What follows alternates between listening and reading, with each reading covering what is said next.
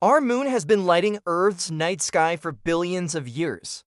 But its origin may come from one of the most violent events in our planet's history, a planet-sized collision. Welcome back to Understanding the World. Today, we'll explore how the moon formed, the evidence behind the giant impact theory, and why the moon is essential for life on Earth. About 4.5 billion years ago, the solar system was chaotic. Young planets were still forming, and massive collisions between planetary bodies were common. Earth itself was still growing during this violent period. Scientists believe a Mars-sized object called Theia collided with the young Earth. The impact was so powerful that enormous amounts of molten rock and debris were blasted into orbit around our planet.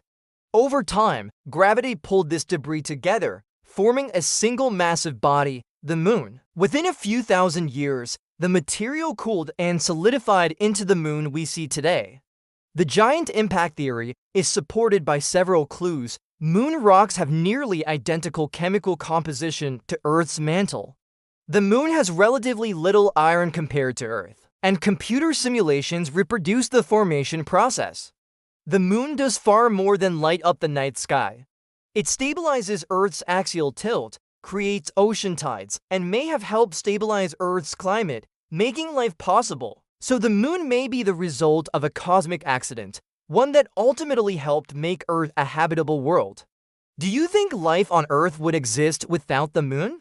Like this video, subscribe to Understanding the World, and join us for more science explained simply.